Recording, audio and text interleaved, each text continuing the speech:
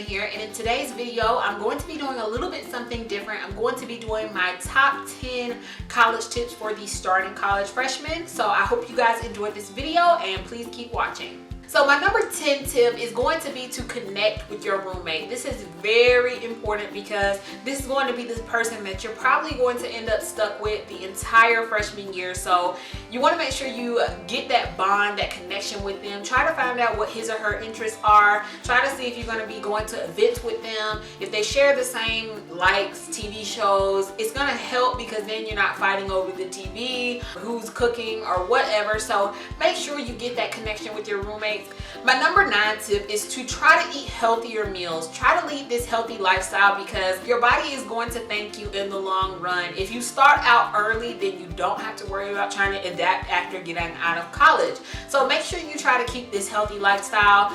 If you can, try to budget and try to eat at least 1 or 2 salads a week, whether it's at the cafeteria or if you buy your own salad. Just try to incorporate that into your eating schedule during the week. What really helps is meal prepping. You can do that if you have the budget for that or you have the space and time. Sometimes in dorms that you just can't do that because you have maybe a mini fridge in the room and it's kind of hard to keep everything in that refrigerator. So sometimes it's a little bit more complicated, but if you are taking advantage of the meal plans on campus and you're going to the cafeteria, try not to get the Chick-fil-A or the Zaxby's or the McDonald's, and try to make a salad or a turkey sandwich or something of the sort to have a healthier eating habits during the week.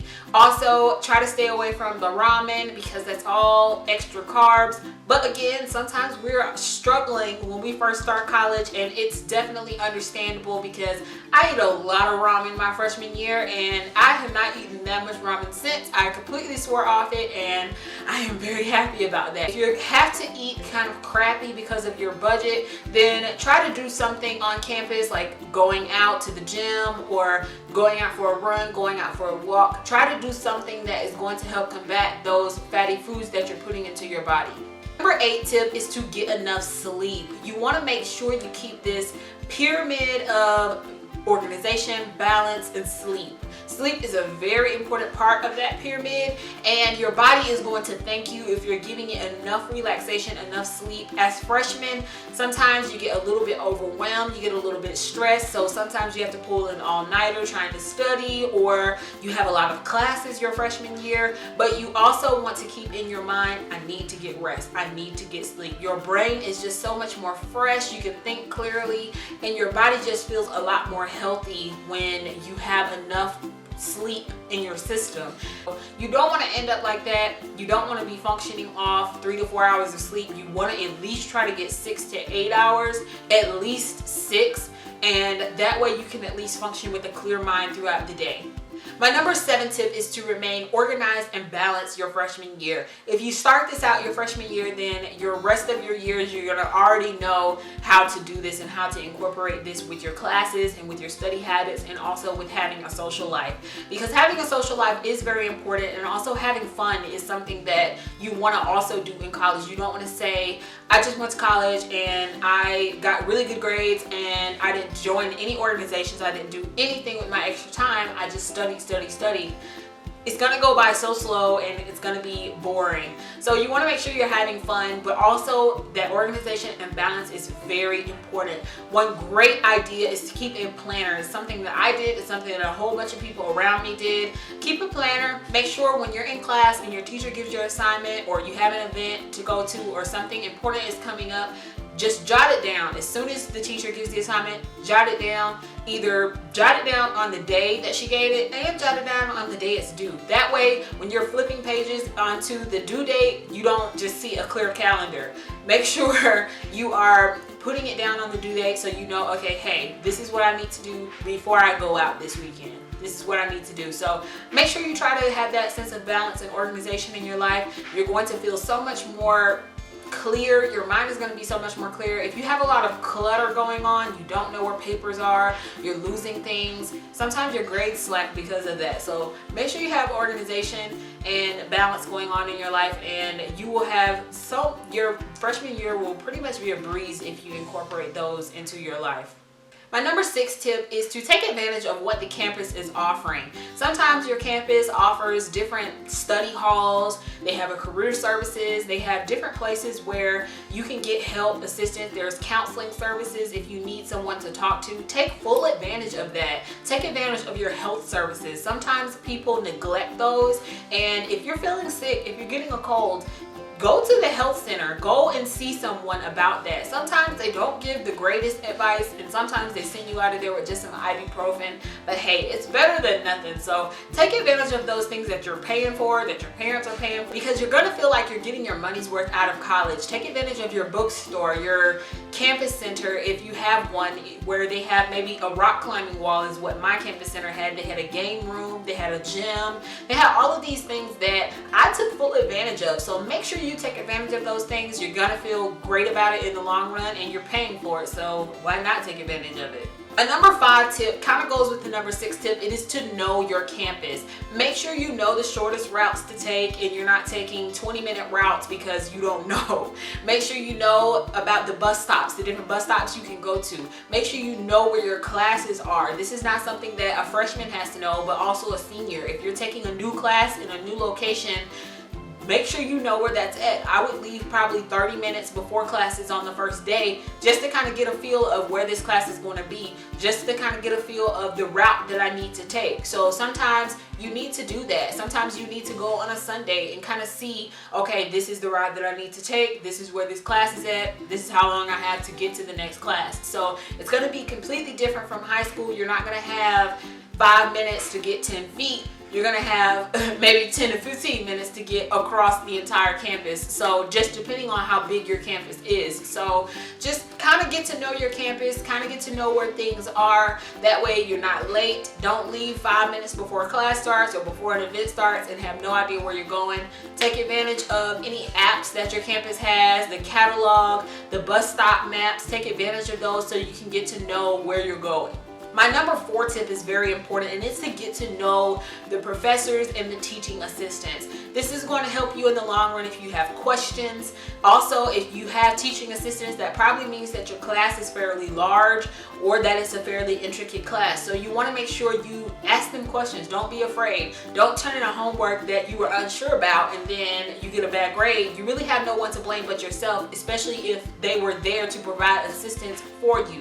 Now, you want to make sure you get that relationship with your teacher as well, because they also keep in mind the people who sit in the back of the class and never volunteer to answer any questions or that have their head down going to sleep. So make sure you have a relationship with them. They know you by name, or you know them by name. You know what they actually look like. And that way, if you need a little bit of leniency when it comes time to the end of the semester, or you need some help with something, then they might assist you a lot easier. My number 3 tip is pretty much a given, and that is go to class. You want to make sure you get up on time, you go to class, you're not partying to 5, 6 in the morning the night before. You're actually getting up and going to class. I know sometimes it was a little bit hard for me to get up. I had to set 2 or 3 alarms.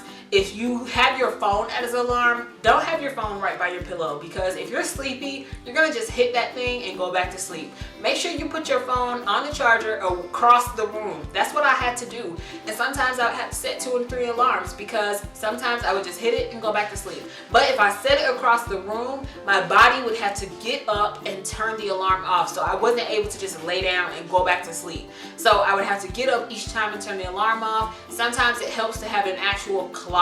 That way, even if you have your phone by your pillow, you still have to get up and turn the clock off. So make sure you're doing what it takes to go to class, and make sure you're actually going to class. So that way you will make sure you have your grades and your parents aren't wasting their money, or you're not wasting your money on college and you're getting crappy grades. My number 2 tip is very important as well, and that is to get involved. I think this is something that people don't realize is important, but you're going to really thank yourself in the long run for networking with different people.